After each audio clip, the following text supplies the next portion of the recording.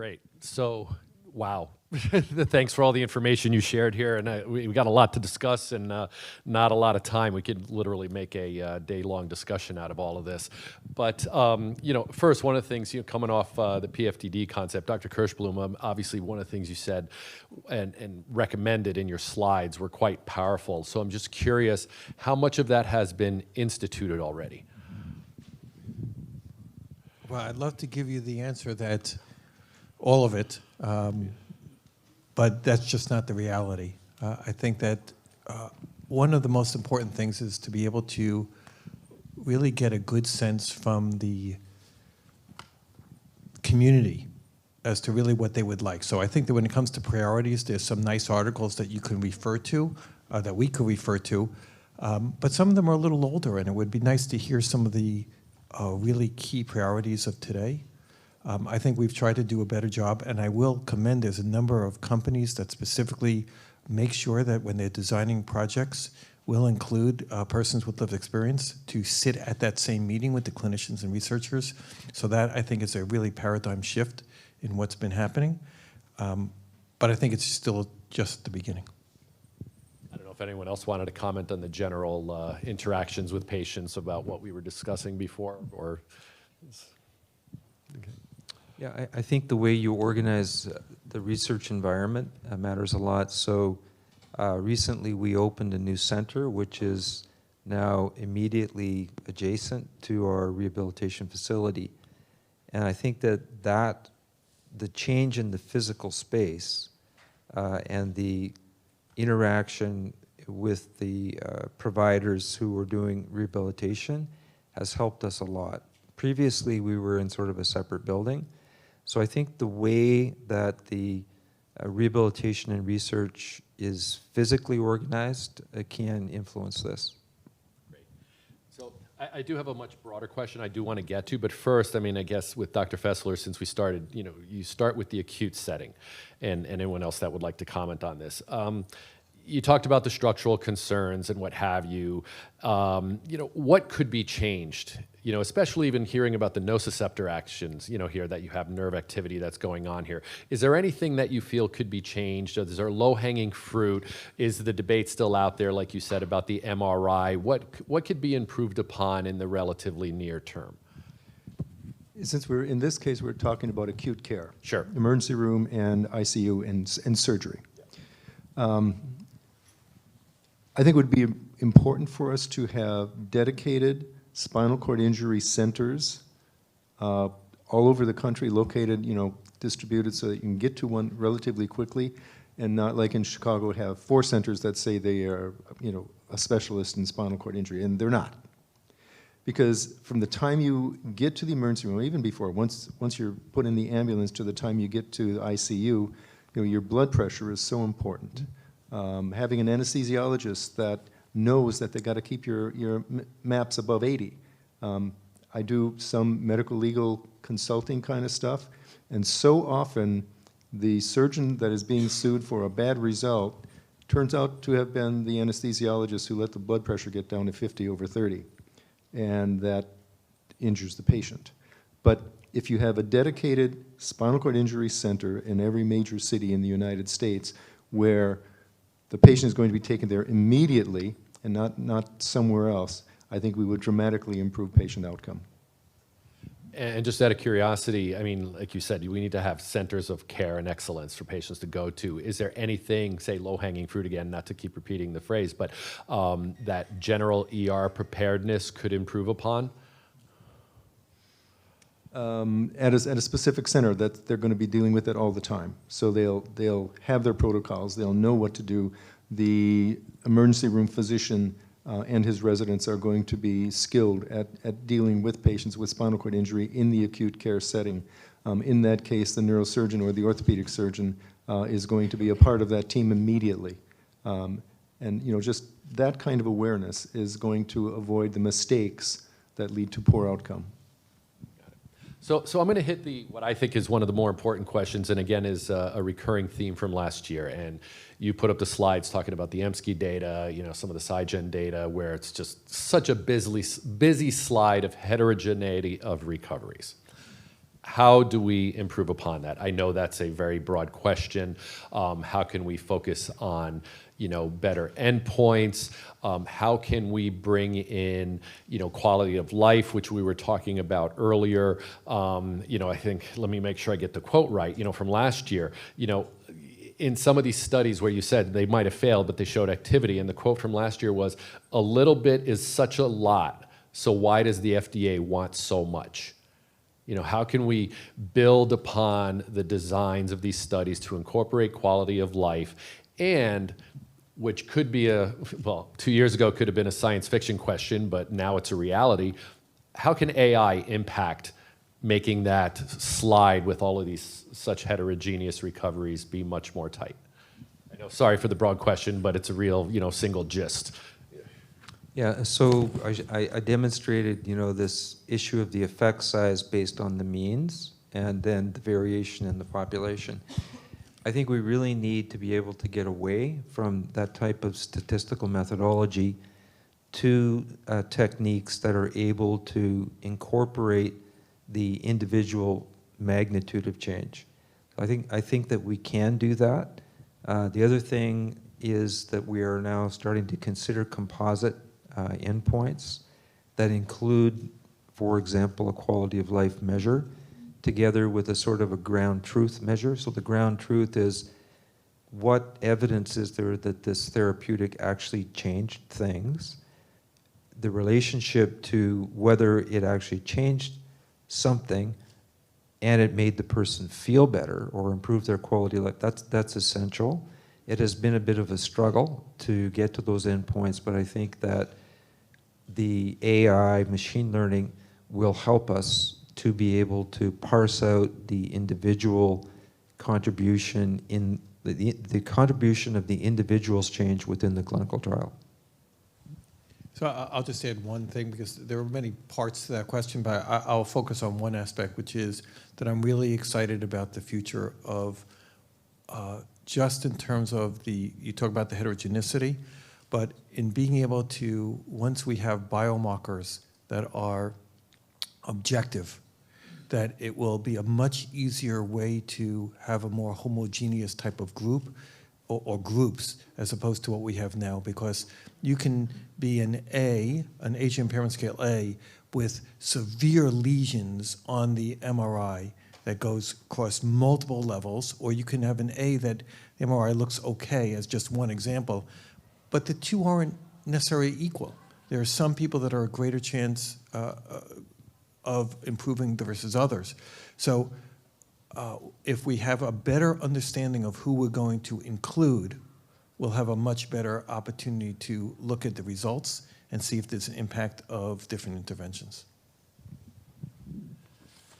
So curious, out of, talking about circuitry now, obviously when you talked about the nociceptor and what have you, and I'm going to tie it to some of the discussions yesterday, one of the companies that presented, you have existing neural circuitry that still works.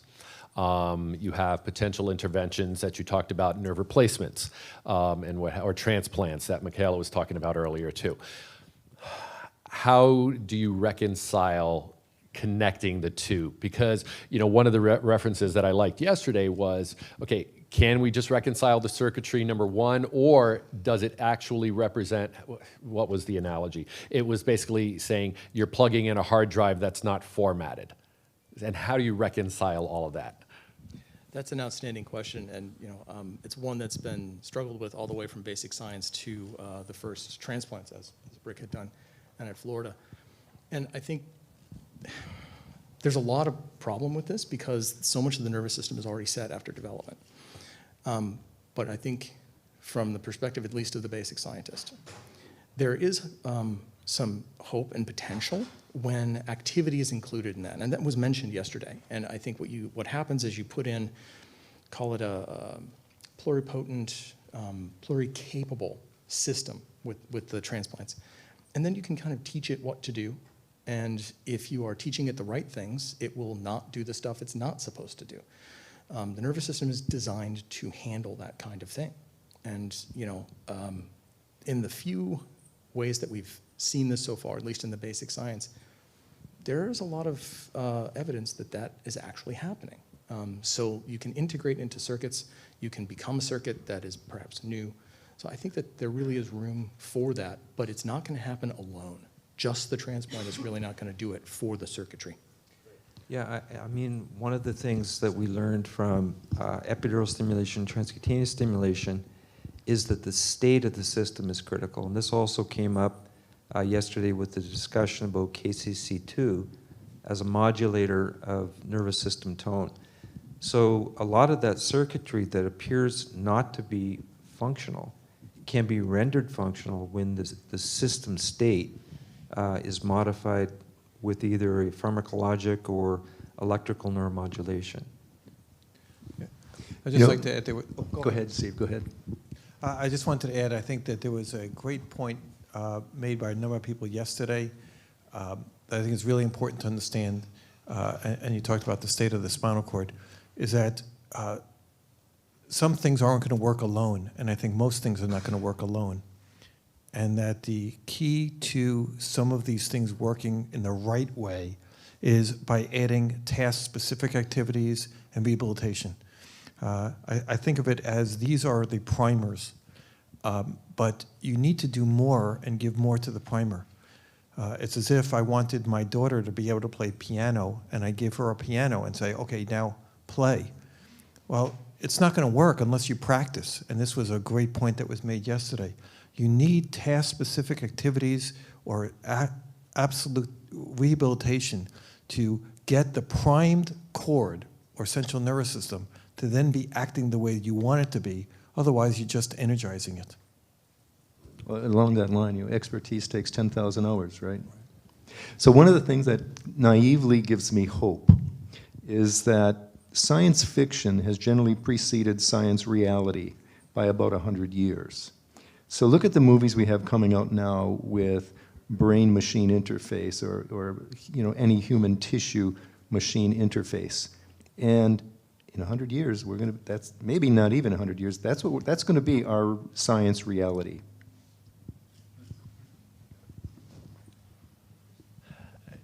I guess my next question is a phrase we use on Wall Street a lot, where you provide forward-looking statements.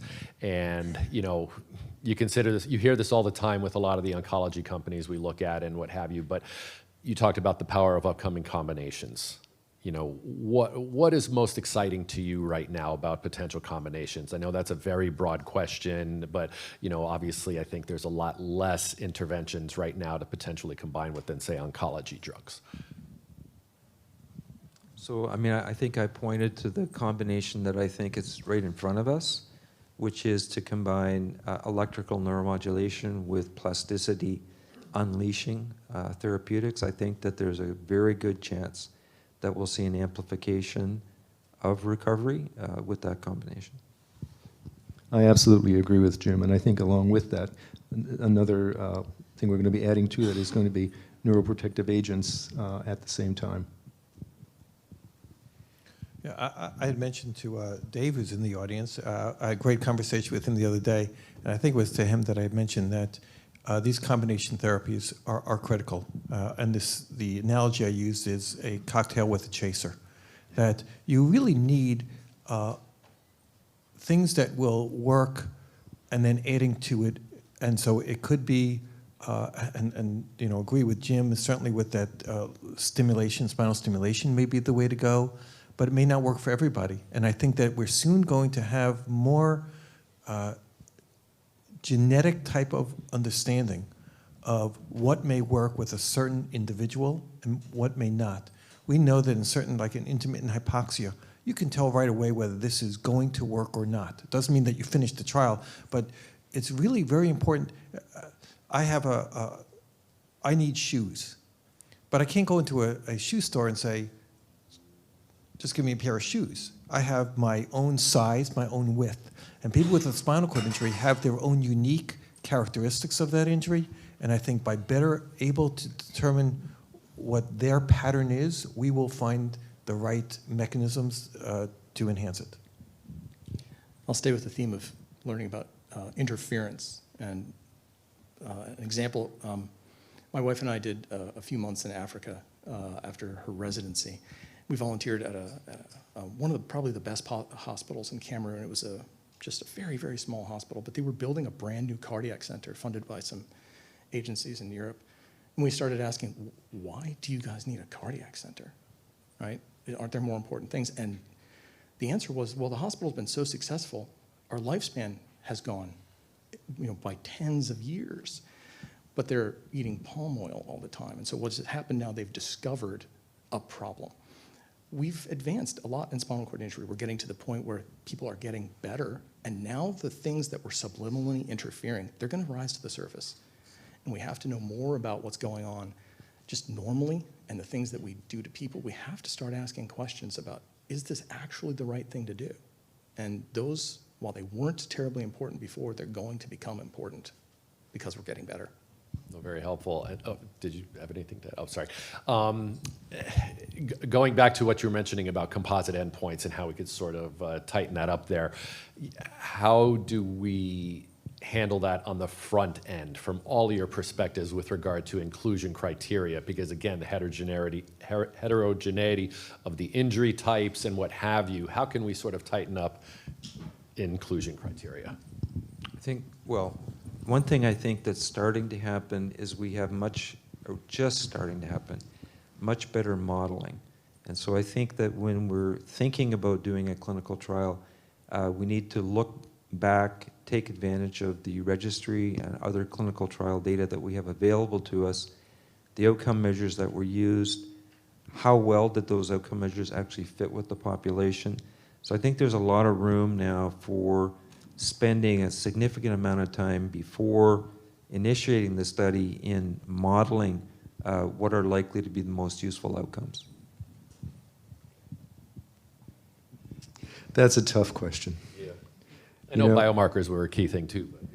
But, yeah. But ideally, if we want to improve our inclusion criteria, we have to not do things as physicians that eliminate a patient from being included.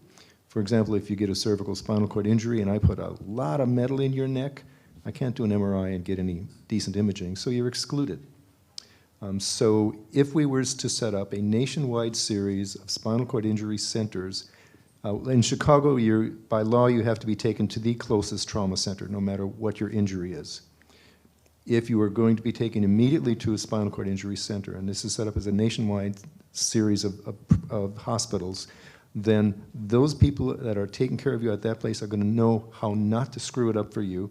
They're going to have a large enough support system to be able to do research, and we'll increase our inclusion by at least 50%, because 50% are excluded based upon what physicians do to the patients. I think, just from the sake of time, I'm going to do what I'll call a bit of a snap question thing here, because the underlying theme that was presented yesterday and today, and part of our earlier discussions, was PFDD, patient-focused drug development. How do you view, in the next 6 months to 5 years, incorporation of more patient input into your overall designs, clinical practice, or what have you? And even as I ended the earlier segment about, have the patients been asked or to provide feedback about how they're feeling and what they could do to help your practices or research? So I'll say by us, there's no study now that goes into an IRB before there's a part of the panel is that there are people with spinal cord injury who've weighed in. So we've made that as a decision. I think that's a dramatic change for us, and I know that other people are doing that as well. So I've heard, as we heard this morning, that bowel and bladder are one of the major issues. Not necessarily walking, but having control of your bowel and bladder. And so what I've done is the PhD that works in my laboratory and directs our research has his PhD in bladder control. And that's a major focus of our research interests right now. And that was totally informed by talking to the patients. What is important to you? We have a monthly meeting now. We have a sort of a rotating lived experience panel. And they meet every month to discuss upcoming potential research projects and to provide feedback, and it's become very helpful to us. Of course, mine is more of the laboratory side, but I will say that between this meeting and others where I've interacted with the more clinical folks, I think a lot of the basic scientists, the gateway for all of us is the reviewers of our applications, right? We can't do any research without the funding, and reviewers have to do. Most reviewers for basic science don't understand these concepts, and it's very, very difficult to get that across in your proposal. However, the DoD has started doing a great thing where they require you to have lived experience involvement in that. In fact, Jared's on one of my grant applications. And I think that's a thing that we can learn from, the more clinical side, you guys, and start to incorporate that into our plans, in our letters of support. And so, not exactly what you're asking about, but basic scientists are learning from these same principles. I'm going to be doing that from now on. Gentlemen, thank you very, very much for your comments.